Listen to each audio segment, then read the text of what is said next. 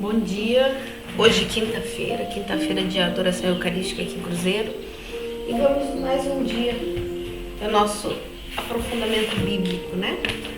Seguindo o cronograma do Padre Mário Sartori, leia a Bíblia e o Catecismo da Igreja em um ano. Hoje nós estamos no nosso 9º dia. Nós vamos ler Gênesis capítulo 12 e 13. Vamos lá?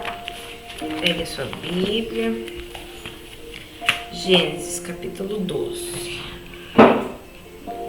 O Senhor disse a Abraão: Deixa a tua terra, tua família e a casa de teu pai, e vai para a terra que eu te mostrar. Farei em ti uma grande nação, eu te abençoarei e exaltarei o teu nome, e tu serás uma fonte de bênçãos. Abençoarei aqueles que te abençoarem, e amaldiçoarei aqueles que te amaldiçoarem. Todas as famílias da terra serão benditas em ti. Abraão partiu como o Senhor lhe tinha dito, e Ló foi com ele. Abraão tinha 75 anos, quando partiu de Harã. Tomou Sarai, sua mulher, e Ló, filho de seu irmão, assim como todos os bens que possuíam e os escravos que tinham adquirido em Harã, e partiram para a terra de Canaã. Ali chegando, Abrão atravessou a terra até Siquém, até o carvalho de Moré. Os cananeus estavam então naquela terra. O Senhor apareceu e Abrão lhe disse: Darei essa terra à tua posteridade. Abrão edificou um altar ao Senhor, que lhe tinha aparecido. Em seguida, partindo dali, foi para a montanha, que está ao oriente de Betel, onde levantou a sua tenda, tendo Betel ao ocidente e Ai ao oriente. Abrão edificou ali um altar ao Senhor e invocou o seu nome. Continuou depois sua viagem de acampamento em acampamento para Negueb. Abrão no Egito. Sobreveio, porém, uma fome na região, e sendo grande a miséria, Abrão desceu ao Egito para ir viver algum tempo. Quando estava para entrar no Egito, disse a Sarai, sua mulher: Escuta, sei que és uma mulher formosa. Quando os egípcios te virem, dirão: És sua mulher, e me matarão, conservando-te a ti em vida. Dize, pois, que és minha irmã, para que eu seja poupado por causa de ti, e me conservem a vida em atenção a ti. Chegando Abrão ao Egito, os egípcios notaram que sua mulher era extremamente bela. Os grandes da corte, vendo-a, elogiaram-na diante do faraó, e a mulher foi introduzida no seu palácio. Por causa dela, Abraão foi bem tratado pelo faraó e recebeu ovelhas, bois, jumentos, servos e servas, juntamente camelos. O Senhor, porém, feriu com grandes pragas o faraó e a sua casa por causa de Sarai, mulher de Abrão. O faraó mandou chamá-lo e disse: Que me levastes a fazer? Por que não me dissestes que era tua mulher? Por que dissestes que ela era tua irmã, levando-me a tomá-la por esposa? Mas agora eis tua mulher, toma-te e vai-te. Então o faraó deu ordens aos seus para reconduzir Abraão e sua mulher com tudo que lhe pertencia. Abraão e Ló. Abraão voltou do Egito para Negueb com sua mulher e tudo o que lhe pertencia. Ló o acompanhava. Abraão era muito rico em rebanhos, prata e ouro. Ele foi de acampamento em acampamento de Negueb até Betel, ao lugar onde já uma vez armara sua tenda, entre Betel e Ai, no lugar onde se encontrava o altar que havia edificado antes. Ali invocou o nome do Senhor. Ló, que acompanhava Abrão, possuía também ovelhas, bois e tendas, e a região não lhes bastava para aí se estabelecerem juntos. Por isso houve uma contenda entre os pastores dos rebanhos de Abraão e dos rebanhos de Ló. Os cananeus e os ferezeus habitavam então naquela terra. Abrão disse a Ló: Rogo-te que não haja discórdia entre mim e ti, nem entre nossos pastores, pois somos irmãos. Pois somos irmãos. Eis aí toda a terra diante de ti, separemo-nos. Se fores para a esquerda, eu irei para a direita. Se fores para a direita, eu irei para a esquerda. Ló, levantando os olhos, viu que toda a planície do Jordão era regada de água. O Senhor não tinha ainda destruído Sodoma e Gomorra. Como o jardim do Senhor, como a terra do Egito ao lado de Tossar, Ló escolheu toda a planície do Jordão e foi para o Oriente. Foi assim que se separaram um do outro. Abrão fixou-se na terra de Canaã, e Ló nas cidades da planície, onde levantou suas tendas até Sodoma. Ora, os habitantes de Sodoma eram perversos e grandes pecadores diante do Senhor. O Senhor disse a Abrão, depois que Ló deixou: levanta os olhos e do lugar onde estás olha para o norte e para o sul, para o oriente e para o ocidente. Toda a terra que vê eu a darei a ti e aos teus descendentes para sempre. Tornarei tua posteridade tão numerosa como o pó da terra. E se alguém puder contar os grãos do pó da terra, então poderá contar tua posteridade. Levanta-te, percorre a terra em toda a sua extensão, porque eu te hei de dar. Abrão levantou as suas tendas e veio fixar-se no vale dos carvalhos de Mambré, que estão em Hebrom, e ali edificou um altar ao Senhor. Palavra da salvação, palavras do Senhor, graças a Deus. Agora nós vamos para o Salmo 9. Salmo 9. Proteção dos oprimidos. O mestre de canto, segundo a melodia, a morte para o filho, Salmo de Davi. Eu vos louvarei, Senhor, de todo o coração, todas as vossas maravilhas narrarei. Em vós eu estremeço de alegria, cantarei vosso nome, ó Altíssimo. Porque meus inimigos recuaram, fraquejaram, permaneceram ante a vossa face. Pois tomastes a vós meu direito e minha causa. Assentastes, ó justo juiz, em vosso tribunal. Com efeito perseguistes as nações, destruístes os ímpios, apagastes para sempre o seu nome. Meus inimigos pereceram, consumou-se sua ruína eterna, demoliste suas cidades, suas próprias lembranças se acabou. O Senhor, porém, dominante eternamente, num trono sólido, ele pronuncia seus julgamentos. Ele mesmo julgará o universo com justiça, com equidade, pronunciará a sentença sobre os povos. O Senhor torna-se refúgio para os oprimidos, uma defesa oportuna para os tempos de perigo. Aqueles que conheceram vosso nome confiarão em vós.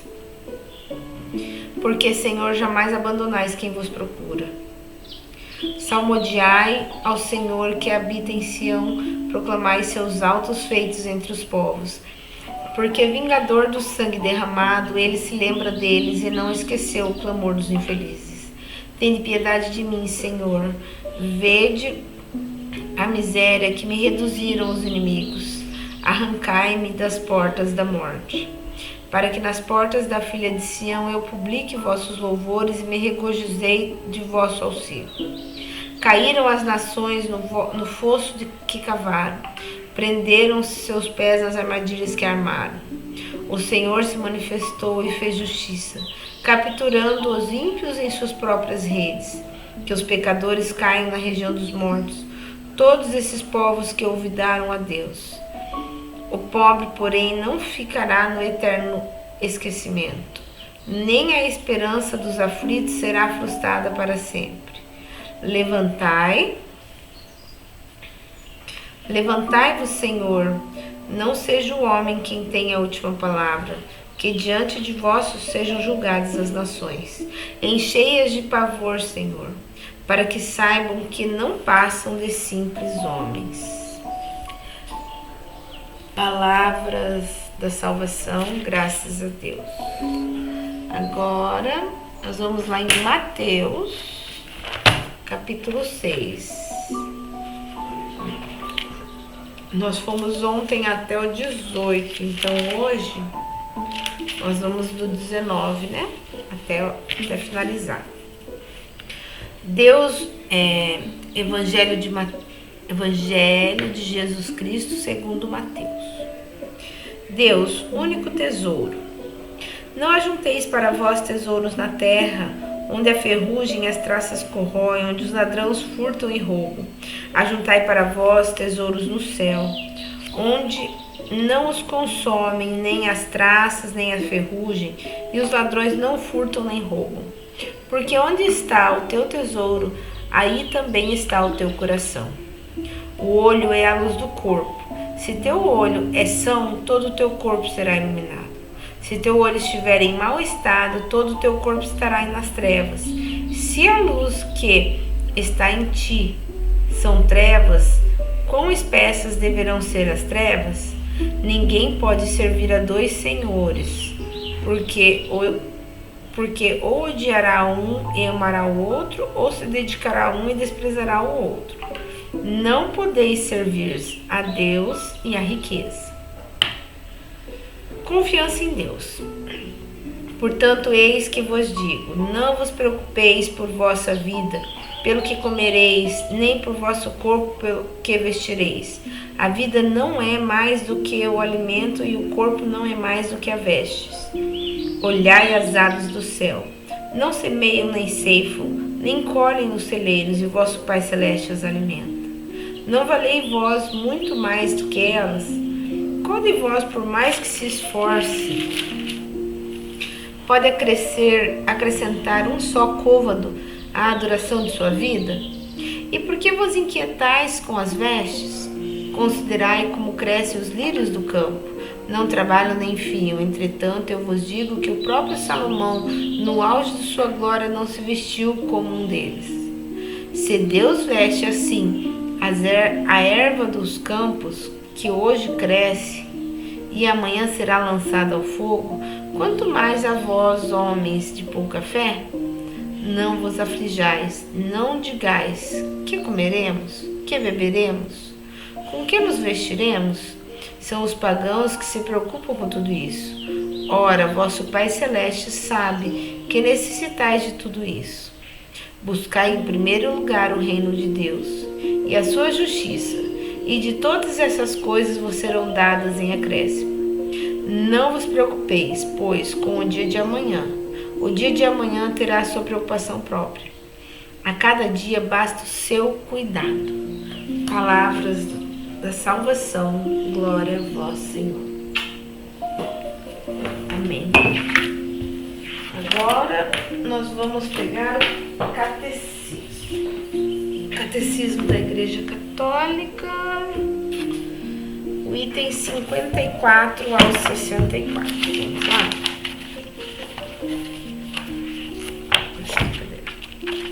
54 aqui. As etapas da revelação. Vamos lá?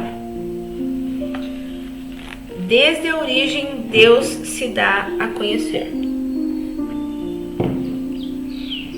Deus, criando e conservando todas as coisas pelo Verbo, oferece ao homem um testemunho perante de si mesmo na criação.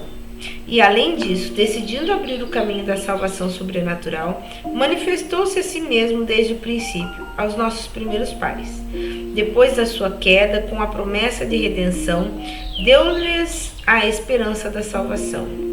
E cuidou continuamente do gênero humano, para dar a vida eterna a todos aqueles que perseveram na prática das boas obras, procuram a salvação.